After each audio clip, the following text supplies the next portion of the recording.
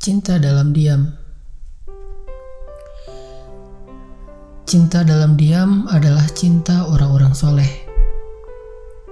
Cinta orang-orang yang berserah kepada Allah, berharap kepada Allah.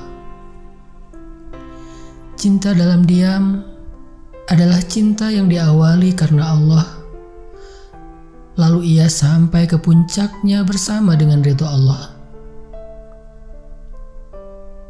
Cinta dalam diam adalah cinta yang ceritanya penuh dengan doa, rasa haru, bersahaja, dan air mata kebahagiaan. Cinta dalam diam biasanya ada kejutan dan pertolongan Allah dengan cara yang tidak diduga-duga. Cinta dalam diam adalah cinta sejati yang tumbuh dan abadi. Cinta dalam diam adalah cintanya Fatimah dengan Ali. Mari kita renungkan sejenak bagaimana cara Ali mencintai Fatimah dengan indah. Ketika satu hari Ali melihat Fatimah membersihkan luka dan kotoran di baju Nabi setelah baginda dilempari oleh orang-orang yang membencinya. Betapa penyayangnya Fatimah, betapa penuh cintanya Fatimah, betapa mulianya Fatimah. Maka sejak hari itu diam-diam Ali menyimpan perasaan cinta kepada Fatimah. Diam-diam Ali menaruh hati kepada Fatimah. Tapi dia tidak mau mengungkapkan rasa itu kepada Fatimah untuk menjaga Fatimah agar tidak terusik dengan rasa yang belum halal di antara mereka. Dia ingin memuliakan Fatimah sebagai seorang putri Rasulullah.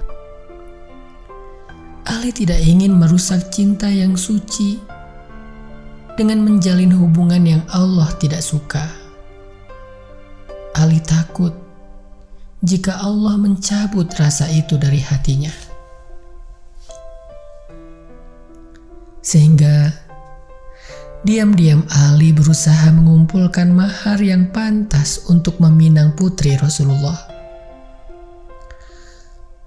Tapi tiba-tiba ia mendengar Abu Bakar datang kepada Nabi untuk melamar Fatimah. Betapa hancurnya hati Ali saat itu. Abu Bakar, ya, dia adalah lelaki yang sangat mulia, kaya, dan dekat dengan Nabi. Dia sangat layak menjadi suami Fatimah. Ali hanya bisa sabar dan pasrah. Tidak lama setelah itu Ali mendapat kabar bahwa ternyata lamaran Abu Bakar ditolak oleh Fatimah. Ali senang mendengar berita itu. Tapi tidak lama berselang, laki-laki lain pun datang ke rumah Nabi. Dia adalah Umar bin Khattab, sahabat mulia yang terkenal sebagai seorang ksatria, penuh karisma, wibawa.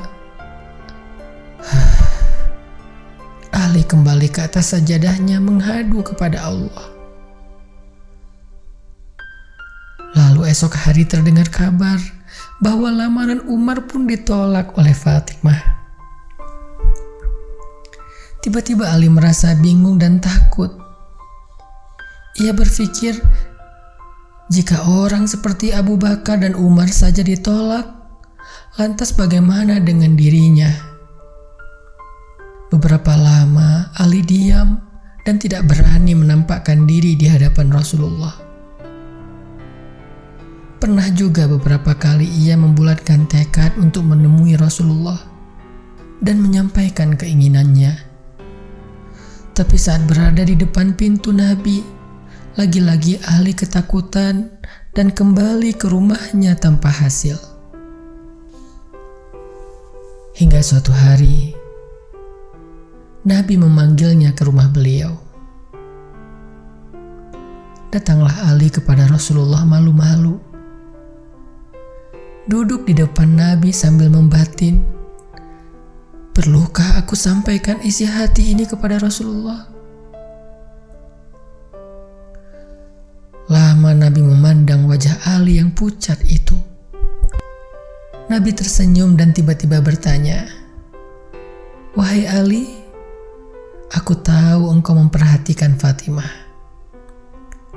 Apakah engkau ingin meminangnya?" Tiba-tiba Ali kaget, haru, bingung.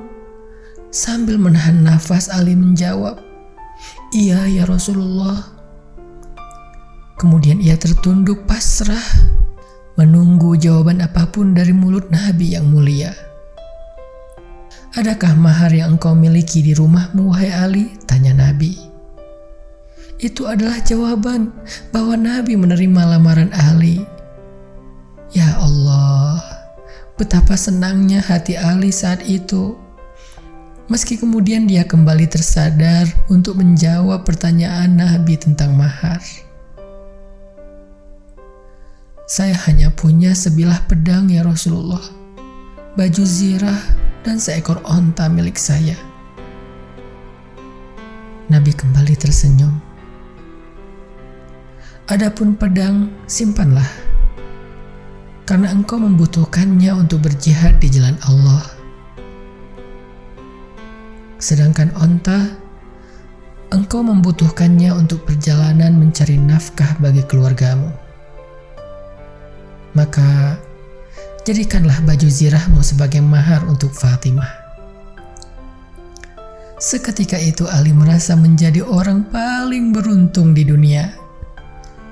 Memanglah benar, dia adalah lelaki paling beruntung di dunia setelah lamarannya diterima oleh Nabi dan Fatimah.